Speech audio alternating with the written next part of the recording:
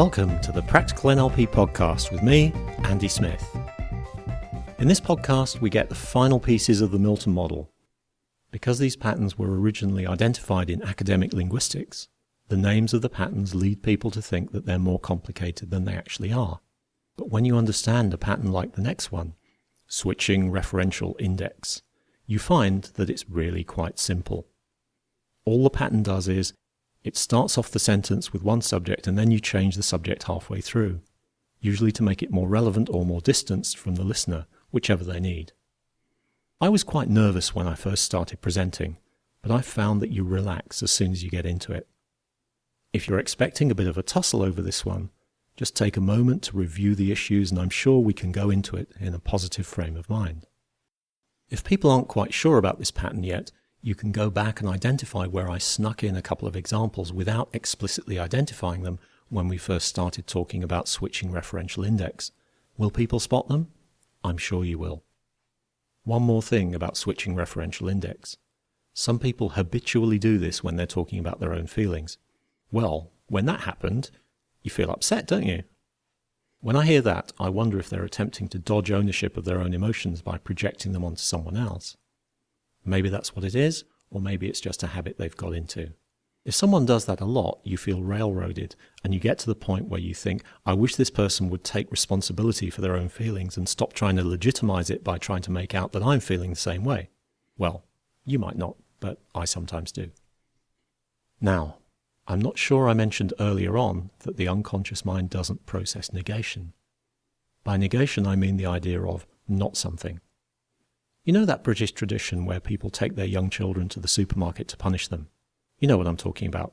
Don't touch those sweets. And the young child, which below the age of about 6 is really an unconscious mind on legs, just hears, touch those sweets, because you can't form a mental image of not something. And the kid's unconscious mind goes, touch those sweets. Because that's the internal representation that the parent has just installed. And then he gets a stern telling off. What did I just tell you? Don't touch those sweets.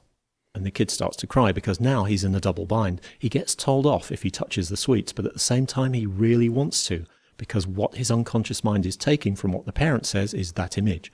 Touch those sweets. The unconscious mind doesn't process negation. That's a logical, conscious mind concept that you can't form a sensory internal representation of. Don't think of a blue rhinoceros. Now, I'm not suggesting that you wanted to think of a blue rhinoceros, but actually you had to form some sort of representation of one in order to process what was said. So, a couple of implications. First, if you want someone to do something, tell them what you want them to do rather than what you don't want them to do, because telling them what you don't want them to do just puts that internal representation in their minds. When I was doing my NLP trainers training assessments, one of my friends said, whatever you do, don't get nervous, forget everything you know and make a complete fool of yourself. Very helpful. What he meant was, maintain your state, remember you've got all the knowledge you need, and do yourself justice. Secondly, if you want a sneaky way of asking or getting someone to do something without appearing to do it explicitly, and I'm not suggesting you would ever do this in real life, you can use what's called a negative suggestion. Don't buy until you're absolutely ready. I wouldn't want you to take this unless it's the right thing for you. I'm not saying that these shares are always going to go up in value. I'm not suggesting that you start thinking about situations where you can use negative suggestions. But of course I am. Now, I bet you're already familiar with the next pattern, aren't you? It's a pattern called negative tag questions. These are closed questions tagged on to the end of a sentence. On the surface, these tag questions are seeking agreement with what's being said, but they also have the effect of displacing opposition, don't they? And that's how Erickson used them. Our minds are programmed to pay more attention to questions than statements, aren't they? Because questions demand a response, do they not? So when a tag question is added to the end of a sentence, it diverts your attention there and makes it easier for what the sentence is saying to slide past any conscious examination or resistance, doesn't it? Now that you're aware of this pattern, you'll be a lot more aware of it, won't you? These last few sentences where I've used tag questions a lot to give you some examples should also alert you to be careful about using them too much. The general rule with the Milton model or any NLP language pattern is if it doesn't sound natural, you're overdoing it. If the listener's conscious mind notices something unusual, it's put on the alert to critically examine what you're saying, which defeats the object of making suggestions at the unconscious level. Milton Erickson and hypnotherapists in general could get away with a lot more in terms of weird language patterns than we can in everyday conversation, and much more than in business contexts like sales where we're on our guard to some extent anyway.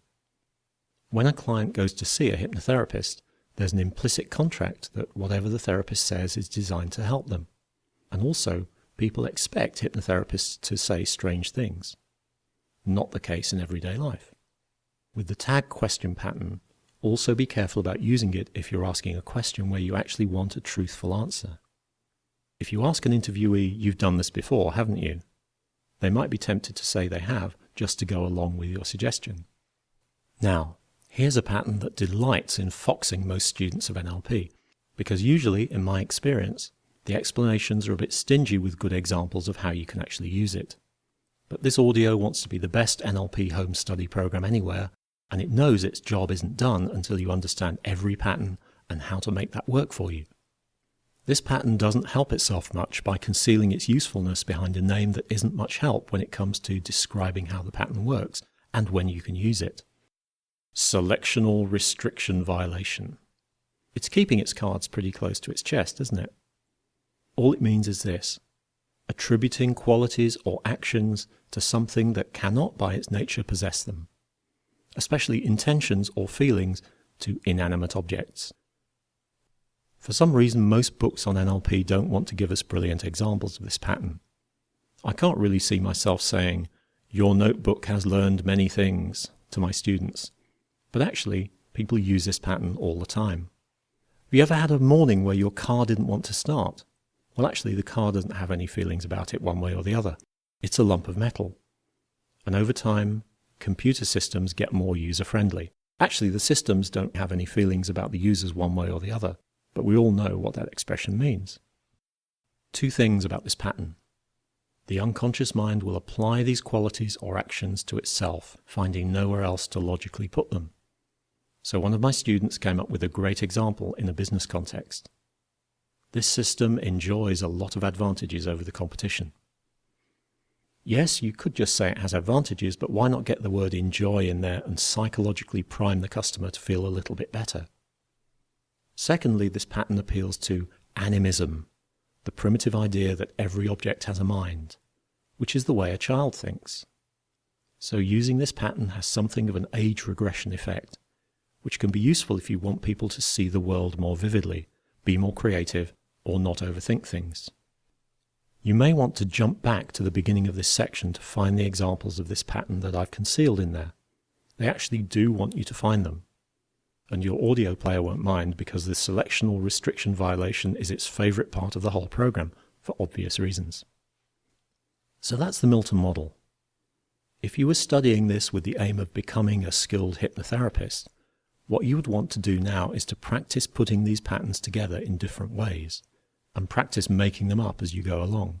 In fact, letting your unconscious mind generate them for you, so that you can improvise suggestions in a connected and coherent way for any client with any problem without a script.